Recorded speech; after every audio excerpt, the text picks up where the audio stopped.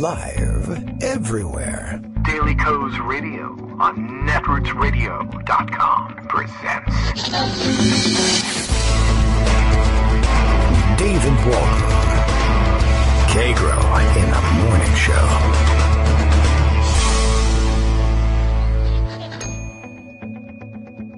Now, here's David Waldman. Hey, good morning, everybody. How you doing? It is Monday, March 19th, 2018. And how do you want to do the show today? Should we just have me wander around in circles and the rest of you tweet in and tell me what's going on? It's been a hell of a weekend in the sense that I don't remember having a weekend. I'm still in recovery from mulch delivery. Apparently, I've made an annual practice of complaining about this thing. It's a great fundraiser. It's just very damaging to the body and probably should be banned in most countries, I would say. Anyway, very sore today, and one of the kids home with residual soreness and a little bit of an illness as well. The other one dragging himself to school miserably, wishing he was staying home, but too far advanced in his studies to skip a day casually. How responsible of him. Okay. Well, we are ready to roll here this morning. Bill tweets from Portland, Maine about our mulch deliveries. Daily Co's Radio is live now. Today's secret mystery phrase is, hey, you forgot my mulch delivery. Say it out loud, and me, Kagro X, I will give you a free punch in the face if I could raise my fist to get a punch together. I can't clench my hands close, so you're in pretty good shape. You're going to be okay. If I get the chance to get a free shot on you today, I could barely close my hands. A lot of gripping of the 40-pound bags of mulch over the weekend, and I'm pretty tired. So, by the way, Trump National, as far as I know, ordered 0 bags of mulch from the local Boy Scouts, maybe from another troop. Admittedly, he would, I guess, have grounds for a grudge against our troop. Because, of course, well, never mind. I won't even bother to divulge the reason for it, but they could be a really huge mulch customer. That's our neighborhood. We could certainly have, I don't know, delivered. I imagine a golf course would need several thousand bags of mulch. But of course, why would he give any money like that to local Boy Scouts when he can kick it back to somebody else who will just recycle it into a campaign donation to him? That's a much better plan from where he stands, I'm sure. And we have much to catch up on this weekend. I tried to stay away from the news, well, mostly because, one, I was just exhausted, and two, one of the casualties of mulch weekend was my phone screen. We drive around in large rented, I don't know, Penske Ryder type trucks, big box trucks, and I was navigating for somebody using the phone and the Maps app to do all the navigation so we could get a good route through the neighborhood, and at some point that phone slipped off the front seat and all the way down, and I've dropped that phone a number of times, and it survived, but the screen is good and smashed at this point. The phone still works, so far so good, and as it turns out, when we bought the things, we signed up for the insurance on them, which I wasn't even, I had no memory of doing, but now that I think about it, a little bit. We had gotten the kids some phones too, and out of concern that they would drop and smash their phones, I think we got the insurance. Then I dropped and smashed my phone, though it's been probably 2 years, and I haven't smashed one yet. So I've been pretty good with it. But since we've been paying all along, I imagine I would do well to collect on some of this insurance. Although, of course, they don't make it easy, and you have to send your phone somewhere, and I guess you're without it for a couple of weeks while they take a look at it and say, yep, that's smashed. And then tell you, they'll then at that point say, you don't get a new phone. You don't get anything.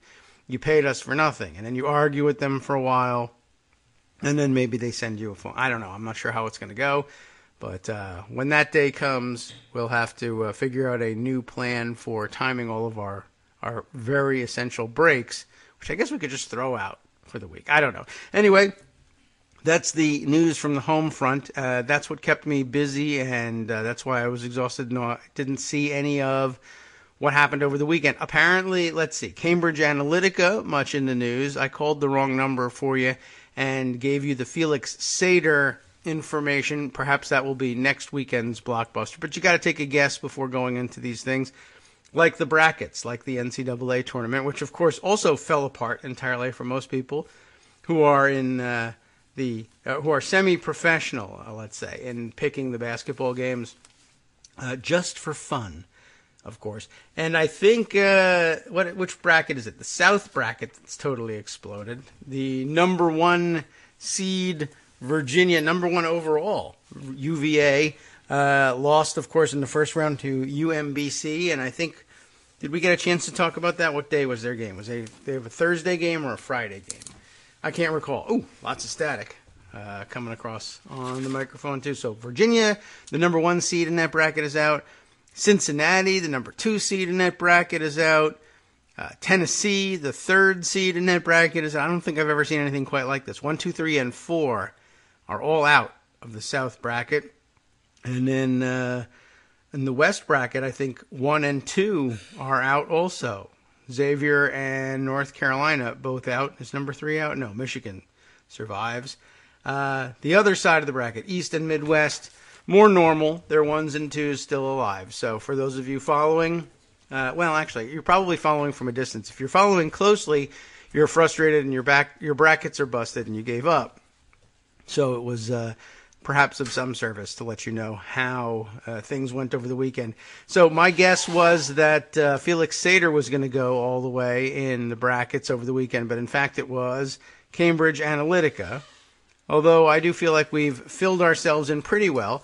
And actually, some of the big news over the weekend seems to me like it was news that was broken some time ago.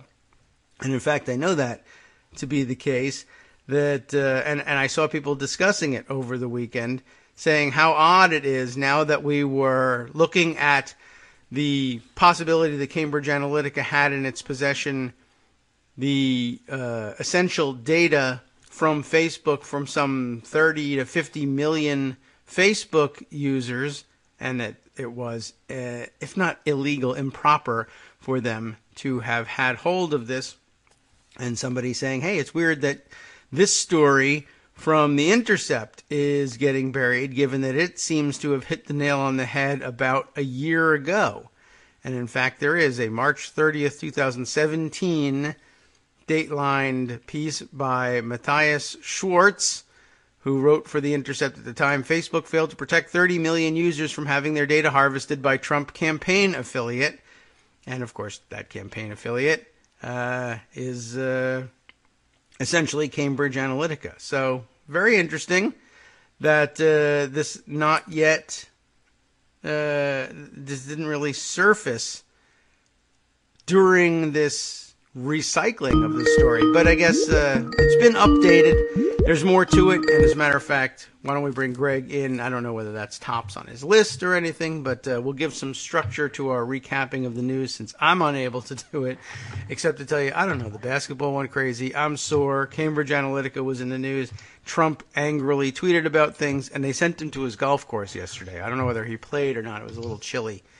But I think they just sent him out of the house like people do with their kids. You're sitting around here moping all day. Just why don't you go outside and play? But of course he doesn't do that. So he went and played inside at a different place and probably watched too much TV in the grill room. All right, Craig Dworkin, how are you doing this morning? Good. You know, I mean, watching the NCAAs just like you. After all, UConn is playing Quinnipiac today. Is that right? Yeah. Okay. After scoring 140 points in their first round, the UConn women will be playing Quinnipiac, a program that was built by one of their own. And it'll be interesting. It's an all-Connecticut match, and it'll be fun because the women's game, of course, is much better. That is what the women who play it say, and the people who watch it as well. Teamwork, all teamwork. Yeah. Well, and by the way, 100% of them graduate. And that's the real news. Okay. Mm-hmm. Excellent. Well done. Thank you for keeping an eye on that one. Anyway, the rest of it was fun, too. I mean, watching the guys is kind of fun sometimes. Yeah, they're very especially for those last-minute shots that happen. Yes. You know. And the crazy stories, like I had just finished telling my son that, no, 16s never win. Don't worry about it. You can't pick a winner with a 16-1. And then there was that UMBC. Nevada, that 22-point lead evaporated in 11 minutes. There are There are a lot of really amazing games out there. Mm-hmm. Well done, everybody, and also you men. Good job. And also true. So, the big stories over the weekend. And Yes. let's try to bring some order to this, as you say. Maybe. All right. Andrew McCabe was fired. Right, that guy. Cambridge Analytica and Facebook data breach. Yes. Although they And keep denying Trump it's a takes breach. aim at Mueller by name for the first time, lashing out on Twitter. Those are the things that I want to do. Okay. And Yes. as far as this Cambridge Analytica, you will notice, of course, that there's not much of a list that we put up today for you. So I'm going to start that now. Okay. And I did everything pretty much from the pundit roundup, so we do have that. All right, I can go with that. But this is a thread reader app puts yes. it together for us from Molly McHugh. All right. And this, let's see if we can get this. Molly McHugh was talking a little bit on Twitter about Cambridge Analytica and its import, which is why I wanted it.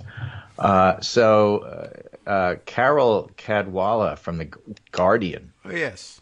had an insider source piece here, and it turns out BBC 4 today should be broadcasting their sting operation, where they go underground and talk to the CEO of Cambridge Analytica, pretending to be a client, Yeah, and getting all of that on TV. I think Cambridge Analytica was trying to sue them over this.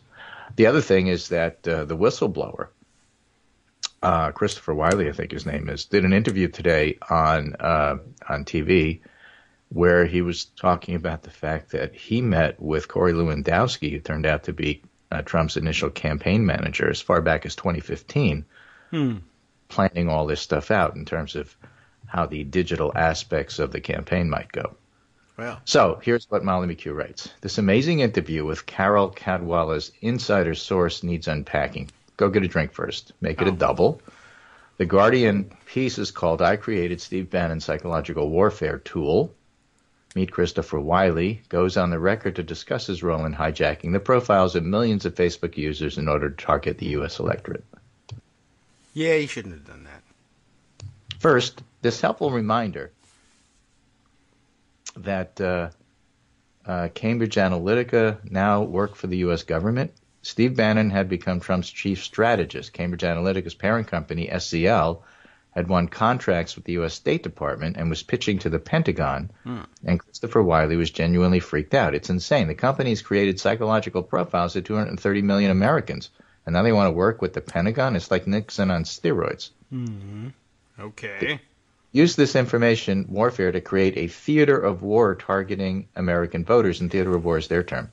Yeah, knowingly. that's interestingly that, he's a whistleblower, I suppose. But yeah, even so, every time something like this comes up and somebody throws the war, I thought, metaphor in there, but maybe not, well, that's not good for when you find yourself in court No. later on. So here's a quote from the Observer piece. The Observer also received the first of 3 letters from Cambridge Analytica threatening to sue Guardian News and Media for defamation. We're still only just starting to understand the maelstrom of forces that came together to create the conditions for what Mueller confirmed last month was information warfare.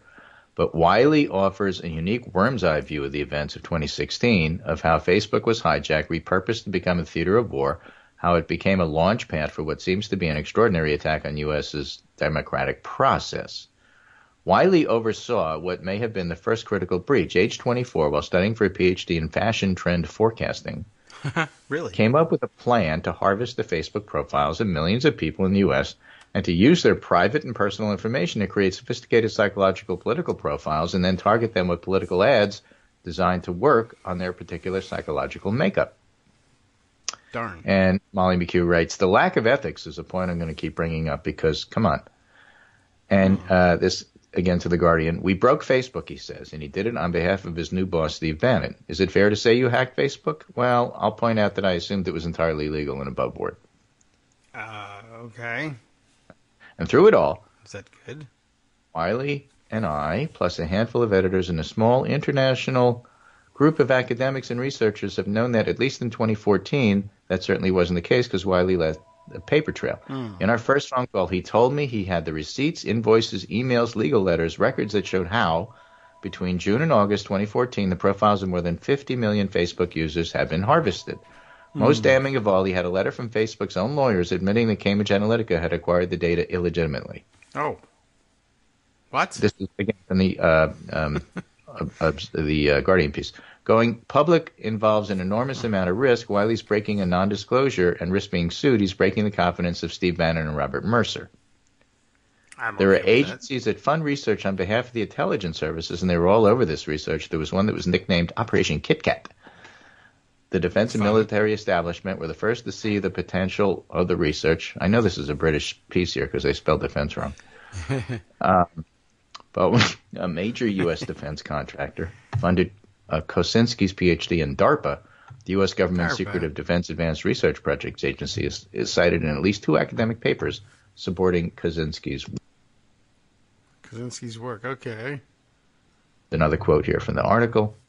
And then I came across a paper about how personality traits could be a precursor to political behavior, and it suddenly made sense. Liberalism is correlated with high openness and low conscientiousness. And when you think of Lib Dems, I don't know, I'm just on autopilot here. When you think of Lib Dems, they're absent-minded professors and hippies. They're the early adopters. They're highly open to new ideas, and it just clicked. Then goes on to say, Alexander Nix, then CEO of SCL Elections, which is part of the Cambridge Analytica group, made Wiley an offer he couldn't resist. He said, we'll give you total freedom experiment. Come and test out all your crazy ideas. As Molly McHugh points out at this point, applying military technique to elections. What could go wrong? SCL Elections had used a similar tool, a suite of tools in more than 200 elections around the world, mostly in undeveloped countries that Wiley would come to realize were unequipped to defend themselves. Yeah, neither were we, and we have a lot more equipment. Right. On Bannon, what was he like? Smart, said Wiley. Interesting, really interested in ideas. Is the only straight man I've ever talked to about intersectional feminist theory. He saw its relevance straight away to the oppressions that conservative young men feel, young white men feel. I don't know how to take that. He's the only straight man I've ever been able to talk to about intersectional feminist theory. Really? Yeah, and he immediately made it about himself and white men. Oh, exactly. Okay. Well done. Well, maybe it's better off if we can't immediately. He believes in the whole Andrew Breitbart doctrine that politics is downstream from culture. So to change politics, you got to change culture. Okay. And then talked about the ethics and how there weren't any. Generally, when somebody tells you how they like to have pet minorities behind their creepy project. Let's see. There's a quote here. It's pulled out. I'm trying to figure it out. She loved me. She was like, oh, we need more of your type on our side. Your type? Yeah, the gays. She loved the gays. So did Steve Bannon. He saw us as early adopters. He figured if you can get the gays on board, everybody else will follow, and why he was so into the whole Milo thing. Oh. Yeah, okay, well, there's definitely some context, I feel like, missing from that, but okay. I see. I mean, that's an important quote. I don't know who this she is, though. Yeah, I'll have to go back to the original article there. Emails reveal Wiley first negotiated with Michael Kosinski, one of the co-authors of the original My Personality research paper, to use the My Personality database, but when negotiations broke down, another psychologist, Alexander Kogan, who's an interesting fellow because now he goes by the name Mr. Spectre. Really? Offered a solution that many of his colleagues considered unethical. He offered to replicate Kosinski and Stilwell's research, cut them out of the deal. For Wiley, seemed like a perfect deal. Okay, that is... Right? Dr. Kogan, who later changed his name to Dr. Spectre, S-P-E-C-T-R-E, but has subsequently changed it back to Dr. Kogan, is still a faculty member at Cambridge University, a senior research associate. But what his fellow academics didn't know until Kogan revealed it in his emails to the Observer, although Cambridge University says that Kogan told the head of the psychology department, is that he is also an associate professor at St. Petersburg University. Further research revealed he's received grants from the Russian government to research stress, health, and psychological well-being of social networks. So there's ties here. Yes. You have people who were working on this project who also had Russian ties, who, by the way, were working with Corey Lewandowski. I just thought I'd mention that. Yeah, okay, well, I guess not a terrible surprise. Dr. Kogan. Alexander, by the way, spelled, in the Russian style here, so that was a tip if you see it in writing. And he's also a professor at St. Petersburg University. Okay. He's splitting his time between, I guess, London and St. Petersburg, and only just now are we noticing that. Hmm. So then there's some evidence here about the Georgia election by Gazprom in 2011, 12, and 13 using some of this data and some of this technique. There's no evidence that Cambridge Analytica ever did any work for Lukoil. What these documents show is that in 2014, one of Russia's biggest companies was briefed on it, on Facebook, micro-targeting data, and election disruption. Yes, Lukoil, that was. Right. So Mueller's looking at this, by the way. And then it says, Russia, Facebook, Trump, Mercer, Bannon, Brexit, every one of these threads runs through Cambridge Analytica. Even in the past few weeks, it seems as if the understanding of Facebook's role has broadened and deepened.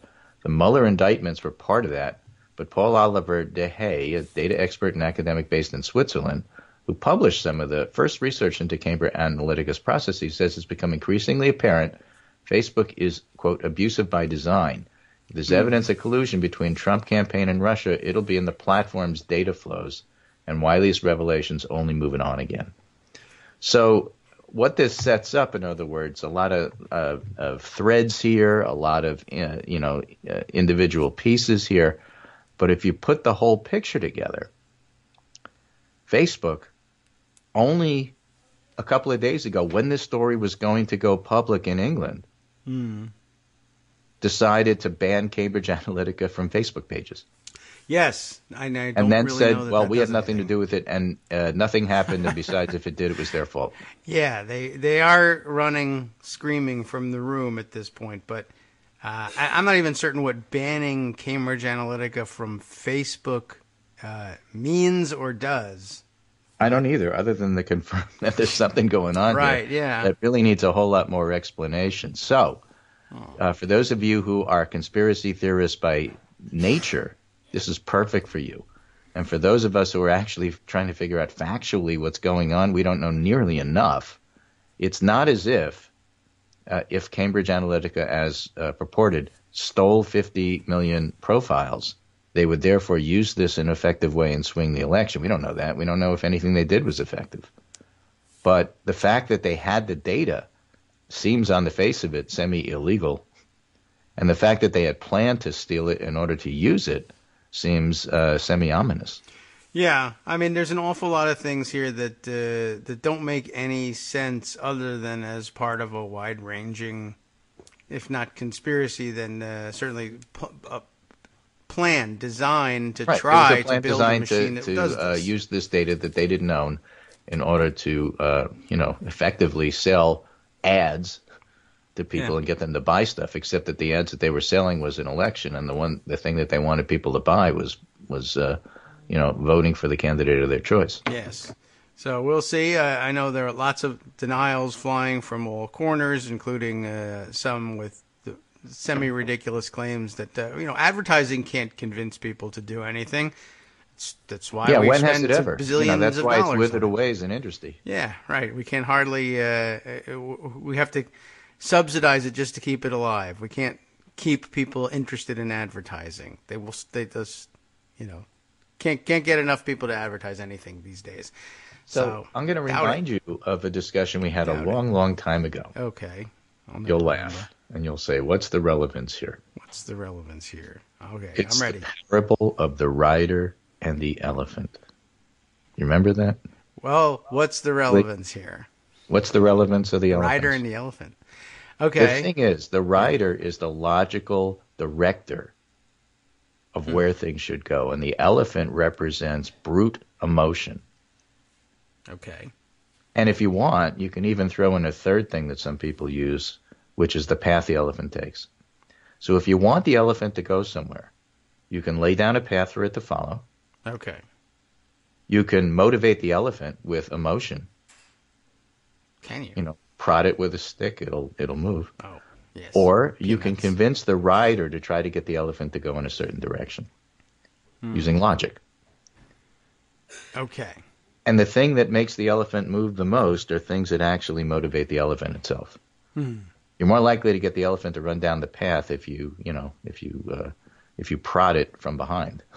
Yes. The rider can tell the elephant to go down the path. It's nice if the path is there. You should go this way. Yes. But the elephant will move on its own if it really feels motivated for whatever reason. It's hungry, it's tired, it wants to go home, whatever. There's a mouse. And so if you want to motivate the electorate to vote, you're better off talking to the elephant than you are to the rider. Sure, you could use your logic and your lists of policies that are on your Facebook page and tell people to go there. That's not going to work nearly as well as motivating the elephant to do this from an emotional point of view. And so the way Cambridge Analytica and Facebook, whether Facebook intended to or not, collaborated was to be able to use those things so that you could get people to Black Lives Matter rallies or anti-Black Lives Matter rallies and then have them clash and then talk about how, the whole world is going to pieces. Let's just make something up here.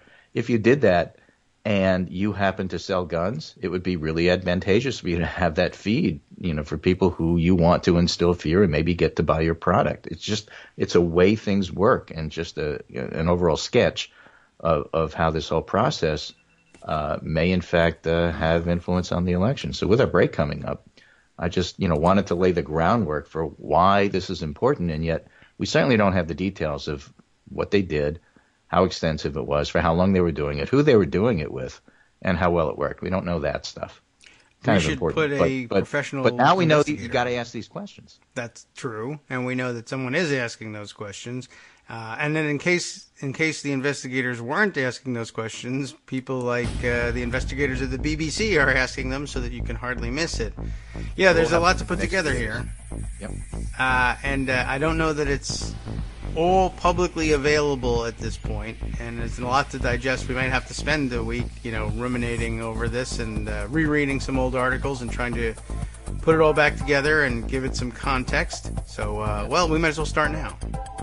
Except not right now, because we're going to take our break for 2 minutes and be right back after that.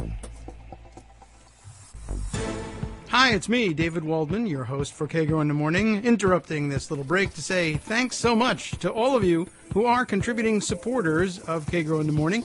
Thousands of you are downloading the show each day, but fewer than 1 in 25 regular listeners are donating to help keep us on the air. For the money you'd spend on a single 3-minute iTunes song, we bring you 2 hours of great news and entertainment every day, 5 days a week. Patreon.com, Patreon.com makes it easy. You can find us there by searching KagroX or David Waldman or Kagro in the Morning or even Daily Coast Radio in their search box, and you'll be right where you need to be to make easy, recurring monthly contributions to support our show. Once again, thanks so much for your support.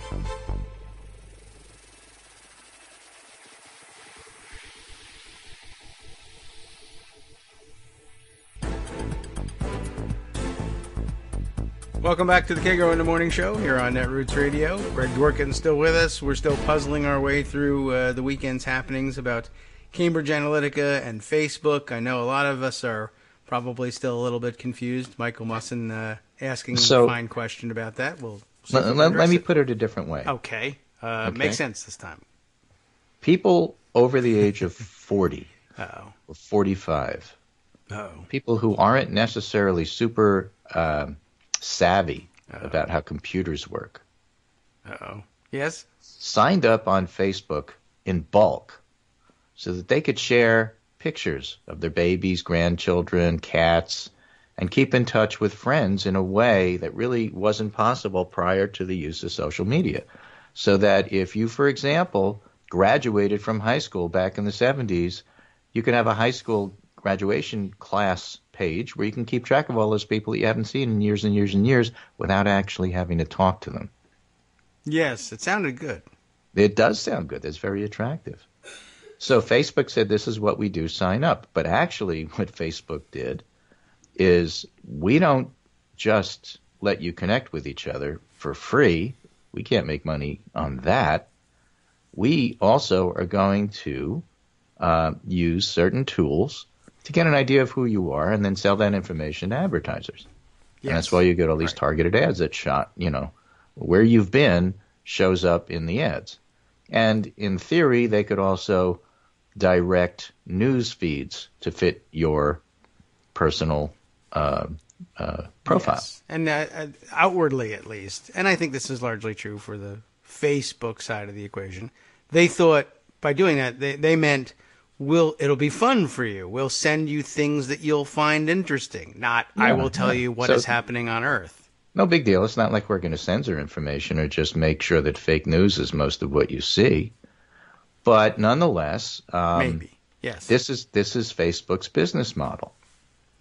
So some unscrupulous people came along, Cambridge Analytica, and said, we'll join, we're in, but by the way, we're going to use Facebook tools only for personal use, research. Yes, that was one of the big lies. To steal 50 million of your users' personal data, which will then turn around and try to figure out how to weaponize. Now, by steal, I mean we're now sort of accustomed. Yeah, we're accustomed though to thinking that somebody hacked their way into a computer and then just downloaded information that was being stored somewhere away from prying eyes. But in fact, what was happening here, they weren't supposed to be harvesting this much data, but the data is largely out there in public. People are putting it there on purpose, not really thinking about what could happen to it. But they took so much of it that at some point I read, Facebook becomes aware of it and contacts them and says, you know, what is it that you're doing, harvesting millions and millions of bits of data from all of our users? And why did you add this little quiz here? Take that fun quiz and tell us a little bit more about you. Why'd you do that? What are you doing with the information? I mean, that seemed, and that's how come it worked, because it seemed harmless. I've seen so many people who are on Facebook. I have a Facebook page. I just don't use it for anything. Except once a year I go there and say, thank you, everybody, for saying happy birthday to me, and then I leave for a year. But, yeah, people who are busy sharing pictures or keeping up with old friends find themselves being presented magically, although not magical at all. It's an algorithm that if we think you would be interested in this stupid thing, a time waster. And people love to, if you posted that you went to see the Star Wars movie, and suddenly up comes a little take the Star Wars quiz. Which Star Wars character are you? I'm Luke Skywalker. I'm sure of it, but I'll take the quiz and find out. Maybe I'm Chewbacca. And you take a personality quiz, and then they have a profile of you, and you keep doing it over and over, or they look at the personality profile quiz results of everybody you share your pictures with. Yeah, you can build a pretty accurate picture. So let's say an advertiser comes and says to Facebook, and this is where I don't really understand the business practice, but I'm speculating. Yes. Let's say an advertiser comes to Facebook and says, listen, for a small price, what we'd like to do is get access to all this data so that we could better target ads, fun ads that I think your customers would really like. Yeah, fun. And Facebook says, okay, sure, here it is. Yes. I think that they would just give that to you. And then what you do with the data is not Facebook's problem because we didn't do it, says Facebook. Yeah. It was part of the plan, certainly, to have that data. And like we said, every time I go back to this, I keep thinking of the fact that this giant company, as big and as influential as it is, worth billions of dollars, et cetera, essentially the guys who started it were like, we just want to be able to look at pictures of the girls at school. And, okay, we'll make it for everybody else to share. They can look at any pictures they want. I don't believe that they went into it thinking we could psychographically manipulate the entire world and rearrange the world geopolitical balance of power. No, we couldn't. That would be ridiculous. Plus, how would we monetize that? Good point. Okay, but I think they did build an engine that was capable of doing that. It was Cambridge Analytica's, I guess, brilliant insight that they could use it this way. And then on top of it all, I guess at some point the Facebook management just becomes amazed that they can get money for the things that they've collected, and they stop paying attention to who's asking for it and why they want it. And in fact, thinking it's neutral if they don't ask. This is from the Reuters story. So it amazes me they're trying to make this about nomenclature, whether they did or didn't technically steal the data. Yes, there we go. I guess that's all they have left, said Frank Pasquale, University of Maryland law professor who's written about Silicon Valley's use of data. Okay. It's Democratic U.S. Senator Mark Warner. I know that guy. I love it when people say Democratic and not Democrat, so I already like Reuters. Democratic U.S. Senator Mark Warner said the episode bolstered the need for new regulations about Internet advertising, describing the industry as the Wild West. Whether it's allowing Russians to purchase political ads, extensive micro-targeting based on ill-gotten user data, it's clear that left unregulated, this market will continue to be prone to deception and lacking in transparency. With Republicans controlling the Senate's majority, though, it's not clear if Warner and also Amy Klobuchar, who brought up the same thing, would prevail. Reminder to everybody, vote in November if you want that to change. But then here's the details. The New York Times and London's Observer reported on Saturday that private information from more than 50 million Facebook users improperly ended up in the hands of Cambridge Analytica, and the information has not been deleted despite Facebook's demands. Some 270,000 people allowed use of their data by a researcher. The researcher then scraped the data of all of their friends as well who didn't opt in. A move allowed by Facebook until 2015. The researcher then sold the data to Cambridge, which was against Facebook rules. Yeah.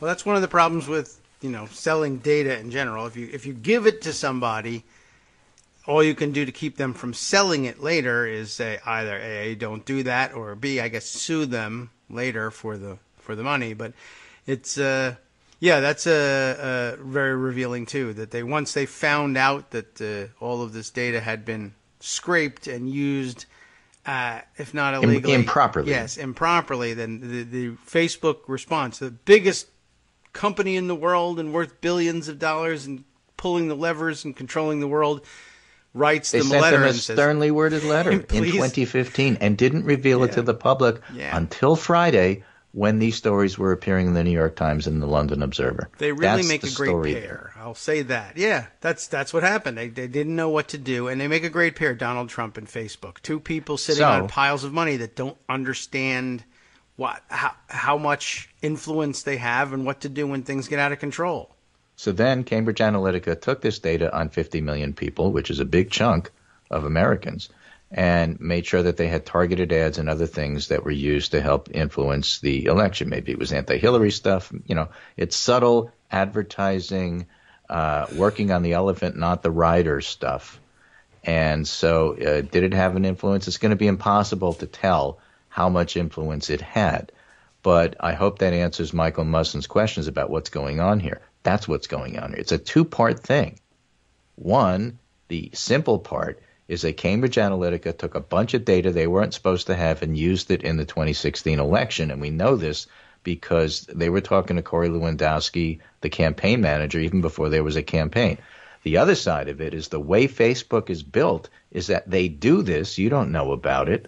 And there's no regulation on how far or how much they can take data and do stuff. Yes. Which is kind of a big embarrassment for them. True. And raises the question after 2018 whether or not they're going to need to be more regulated. So those are the two parallel things that are going on at the same time. Yeah. And if you want to focus on the industry and how social media uses data that maybe shouldn't be used, that's one thing. And if you want to use specifically Cambridge Analytica and what they did, that's a different track altogether, but you got to understand the bigger picture of what Facebook does before you can understand how much information Cambridge Analytica was able to get from them. That's my summary. Okay. Well, we've put a lot of pieces of that together along the way, but yeah, it really needs to be, I think, taken apart, cleaned, and reassembled one more time. So we'll have to go over this. It's going to take a couple of days, I think, for it all to shake out, and then I assume that'll shake loose another round of disclosures and information that will likely not make Facebook look all that good. Nothing you can do to rehabilitate Cambridge Analytica, and I wouldn't even try. Right. While this is all going on, yes, we have Andrew McCabe being fired and the reactions thereof from Republicans, some of which are fairly tepid. Trey Gowdy said to John Dowd, Trump's lawyer, who claimed to first be speaking for himself and then, no, I'm really speaking for Trump, which of course he is because he's Trump's lawyer, so he's always speaking for Trump. And Dowd said, yeah, it's a good thing McCabe were fired in so many words because the whole investigation was fraudulent to begin with. Oh, sure. Yes. All right. And Trey Gowdy said to Trump's lawyer who said this, listen, if you have an innocent client, Mr. Dowd, act like it. Lindsey Graham said on the prospects of Trump firing Mueller, which firing Andrew McCabe raises, it would be the beginning of the end of his presidency. Yeah, right. Marco Rubio says he doesn't like the way McCabe was fired. Rubio, as Jonathan Cohn, Citizen Cohn, also points out, has a long record of doing absolutely nothing about it. Yes. Paul Ryan defends Mueller after Trump attacks let him do his job. John McCain says Special Counsel Mueller has served our country with honesty and integrity. It's critical he be allowed to complete it. A thorough investigation, unimpeded. And as Kevin Cruz, the historian, says, breaking, the congressional GOP fret level has officially been raised to, gosh, this seems bad. But, in fairness, Nate Silver points out, we don't really know as much as we think we do about how Republicans would react if Mueller were fired. In the same way that a building surviving a magnitude 6 earthquake doesn't tell you that much about how it would respond to a magnitude 8. So there are people who think behind the scenes who are saying off record, don't quote me by name, but you can quote my saying here. We're all upset about this, and if he does that, that would be the red line. Lindsey Graham's the only one who said that publicly. But there's a lot of reports about people saying that privately. Okay. Do you trust it? Well, this is the front level. Yeah, I guess. I don't trust much of it. Just doesn't seem like anybody's really interested. And nobody would know what to do anyway, to be honest, except Mueller. And I'm not certain what members of Congress would likely conclude about this. Right. So I'm going to give you a link here to the Pundit Roundup because that's where the rest of the stuff is here. And I'm going to point you about I don't know, a tenth down the page here. After those quotes, there's a bunch of Twitter quotes, and then there's a piece by Ronald Klain supporting Andrew McCabe. He may have done weird stuff. Okay. I guess Ronald Klain was Joe Biden's ex-chief of staff and the pandemic czar and the Ebola czar, and he's done a lot of good work in government. Good guy. And he basically says Andrew McCabe, maybe he leaked and told the FBI untruths about how he screwed up the Clinton email investigation, ostensibly the reason he was fired. But you got to support him because nobody's perfect, is essentially what he says. I don't know. That doesn't seem all that robust of a defense, but okay. Here's the thing, though, and where this all leads. There's a Washington Post story here. One safe Republican district suddenly in play as Democrats expand the map. Is that a change of subject? No. If you want to do something about it, the time to do something about it is November. Yeah, this requires a political response, and you can't depend on Republicans to do the right thing. So my, humble advice, replace them. Yes, well, I would agree. We have to figure out a way to convince people on Facebook to do that. Yeah, well, the elephant, not the rider. But we'll talk rider logic stuff here. One safe Republican district suddenly in play as Democrats expand the map. The campaign for control of Congress is suddenly playing out across a far larger swath of the country than either party had previously expected, with Tuesday's special House election in the Pittsburgh suburbs showing, that was the one where Conor Lamb won, how President Trump's unpopularity is turning many once-safe Republican districts into battlegrounds in this year's midterm elections. And by the way, I might add parenthetically, that's a much better lesson to take from this, rather than, it's another Dems in disarray discussion. GOP incumbents who have rarely, if ever, faced a viable challenger are being forced to build campaign operations, raise money, and make more frequent appearances across the district. That statement would not be a surprise to you if you listen to Kagro in the morning, because David has explained that if you get elected by a campaign-in-the-box mechanism, it doesn't prepare you for close elections and tough elections. That is true. And, I guess we'll come to see this come to fruition. However, you're right. There is still the Dems in disarray thread to tug at, and lots of people still doing that and insisting, for instance, that the Conor Lamb victory was really just about exposing the seething Dem civil war roiling just beneath the surface. I'm not fine. You think that, and don't prepare because you don't need to. Okay, that's my advice. Yeah. Millennials, women, whites with college degrees, independents, and now 65 and over. What is that from? That is from the NBC News poll that was released over the weekend. Preference for congressional control in November. Let me read you some numbers. Prefer Democrats compared to Republicans? Well, if you ask Democrats, it's 92-5. Yeah. Yes, Republicans is 6-88. All right. Right, Seems so right there, normal. you know that the enthusiasm is a little higher on the Democratic side. But listen to these numbers. Enthusiasms. There you go. 18 to 34-year-olds, 59 to 29 Democrat. Ah. The millennials are with us. Okay. We'll take you. Women, 57 to 34. Avocados and everything. Women. All right. Women, 57 to 34, much smarter than men. Men are 44-47. So men break even, and women are heavily on the side of Democrats. Okay. Well, I can discuss intersectional feminism if you want. Also known as the gender gap. Whites with college degree, 55-42. This is the one that surprised me. 65 plus, 52 to 41 Democrat. Oh. That is the Republicans' strongest cohort, other than Republicans. I mean, if you're looking at non-Republican cohorts there. And the age cohort is generally, that's their biggest one. So if they're leaning toward Democrats, that's important. All registered voters, 50-40. So there's a 10-point generic gap, if that's what you're keeping track of. Okay. Independents, 48-36. Okay. That's impressive. It's a 12-point gap in favor of the Democrats. That generally tells you who's going to win. Yeah, especially if you still believe that the independents are just embarrassed Republicans. Right. Whites with no college degree, 39-50. So that is the group, rural, non-college educated, that still tends to lean Republican. Are they gettable? Some of them are not. We've had this discussion ad nauseum. The Republican base is not gettable, but people at the fringes are. So, Dems plus 12 with independents, voters plus 65 prefer Democrats by 11 points. Women are 23 plus Dem, 18 to 34 are 30 plus Dem. Whites with college degree plus 13. And here's an interesting aspect of the poll as well. 59% of GOP respondents say they're loyal to Trump, not the party. 36% loyal to the GOP. Huh. Now, that has a lot of implications, one of which is just because Trump is popular with this particular group doesn't mean that they're going to vote for Republicans. They didn't in any of the previous special elections. Right. So, you know, all of that speaking well to what is coming down the pike. And again, it's all theoretical. You got to register. You have to go out and vote. You got to bring your family out to vote. People who did this, for example, helped your state, Virginia, elect a Democrat because they not only voted, they made their family go and vote. Yes. Well, do that. Okay, I will. I think I can make that work.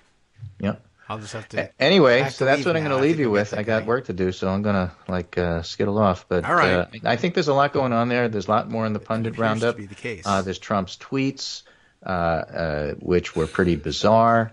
Yes. Here's a piece in the Atlantic from Quinta Jurasek and Benjamin Wittes. Is America on the verge of a constitutional crisis? Maybe, maybe not. The resiliency of the institutions is still there. And then I'll leave you with this because I thought it was hysterical. This was a Twitter discussion started by Franklin Graham. Oh. Thoughts and prayers. Franklin Graham, I hope Stephen Hawking did not miss the simple truth that God is the creator of the universe he loved to study and everything in it. And the tweet of God tweeted back, Stephen just told me to tell you to F off, and by the way, your father's burning in hell. And then Satan tweets back, I can confirm this. All right, Twitter. Giving that was pretty good. A voice to the voiceless, like God. That's what I'm thinking, right? Yeah. Voiceless, bodiless, and in certain cases, soulless. Well, what a huge mistake. What call was there for Franklin Graham to meddle in the Stephen Hawking news? All right, I don't know. He puts his fingers in everything, I guess. But I suppose, well, they're all going to get their comeuppance when the time comes. So with that, I will leave you. But hopefully there's some interesting things for you to mull over for the rest of the show. This is Greg Dworkin speaking with my friend Kagro in the morning, David Waldman. And he'll take you for the next 10 minutes and then for the next hour. And I'll listen later and figure out where the heck he went. He doesn't know where he's going to go. But, I don't. And it's my fault for not understanding gun culture. I know that. That's another thing that happened over the weekend we can talk about. You can. Take care, and I'll talk to you on Wednesday. Very good. Thanks very much, Greg. Take care, and yes, so stay away from mulch trucks if you can. That's my advice to you. Yeah. All right. I still don't know exactly where to take this. Following my instinct normally, not on the radio, would be to sit down and start reading some of these Cambridge Analytica stories, which we can do because it is what we do on the show very frequently, pore over these things. But I can't imagine 2 hours of this thing if I don't have any serious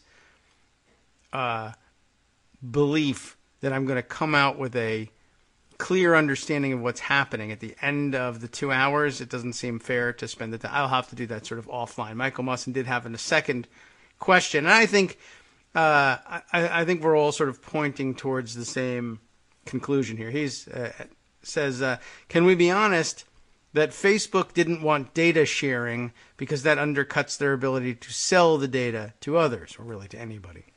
Facebook didn't have any ethical concern. This is their business model. I think that is true, although I suspect that there are probably still some young innocents involved somewhere that said, yeah, our thought was that we would be selling this data to people, but I just think that they approach things foolishly, perhaps a little bit naively, and it's hard to say about people who are now sophisticated billionaire investor types, but certainly among the founding group that didn't have necessarily an inkling of how big and how influential this thing was going to get.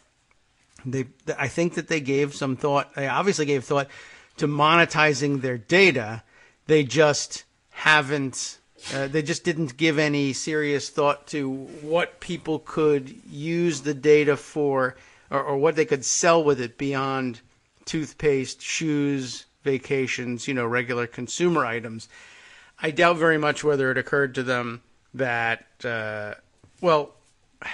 it may have occurred to them that people could have used it for political. Certainly they thought about political advertising, but I don't know if they thought about the ability to influence the outcome of an election in ways that traditional advertising wouldn't normally even be seeking to do. And I don't think that they gave any thought to people using their platform to capture data and data profiles about users beyond a corporation's interest in capturing voluntarily offered data from their consumers, either about their company or about their likes and preferences, as opposed to somebody just sort of freelance using things like those psychological profile testing or just what looked like dumb, fun quizzes to find out which Lord of the Rings character or which Star Wars character you were, and using that to deliver up, either fake news or advertising or both. I can't believe that they put all that together. But there is also the understanding that we got the other day when we read about the other part of the Facebook model, what did we call it? The algorithmic part of the model that serves up more and increasingly extreme versions of whatever it is you're currently reading or expressing some interest in. But that, combined with the advertising model, combined with the advertising flexibility that also created things like dark posts, I think there were a lot of things that they came up with that they thought were simply going to be used to help both advertisers and users tailor their experiences into, increasingly approaching 100% positive and satisfactory outcomes for their feeds. And I don't think that they gave any attention until very late in the game. And then they finally began to realize, for instance, that this mechanism led to a perpetually, how can we say this? A perpetual bubble of sympathetic news, I guess, as well as advertising. Now, I don't think they gave as much thought to the news angle as they did to the advertising part. And I don't think that they thought about how much crossover there was between those two sectors. And I think they probably looked at them as largely separate. But because, I don't know, probably also because of the way that they threw the publishing or pseudo-publishing platform open to everybody. You can all put up whatever content you want. That also, I don't think that they really accurately modeled how those disparate threads would come together, opening up the publishing platform to everybody and anybody in an unvetted way, and then viewing vetting as some ethical violation on their part if they did something like that. And then the self-reinforcing and ever-increasing intensity that's wrapped up in the algorithm of what to choose to send to you that your friends don't consciously and explicitly send to you, or that users don't explicitly choose for themselves. And then, of course, yes, it's certainly Michael's first observation that it isn't that Facebook has so much of an ethical problem with others sharing or selling data that was first collected via Facebook. It is that they think that they should get a cut of the money because they're the ones who provided the platform that made it possible in the first place, and it was always their monetization plan to say, the way we're going to get paid for creating this monster is to have people pay us for the access to the information, if not an already compiled set of information being sold to them for that purpose. There's a lot to it, and a lot that they missed in trying to predict where their monster would go. And a lot of that is their own fault, to be sure, and I think they did approach it rather naively. And then at some point, though, it becomes obvious that the monster grew out of their control, and now they just think that if they ban Cambridge Analytica, no one will think it's their fault. I don't think it's going to work quite that way. We'll come back in a minute and ponder how we think it might work, or something completely different.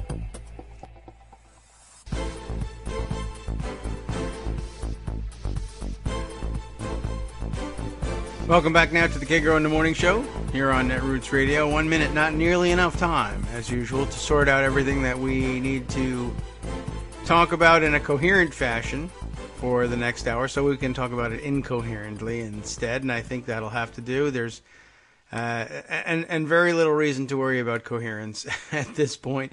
Any direction you turn will have something of great interest, and so perhaps we can leave it up to the rest of you as well.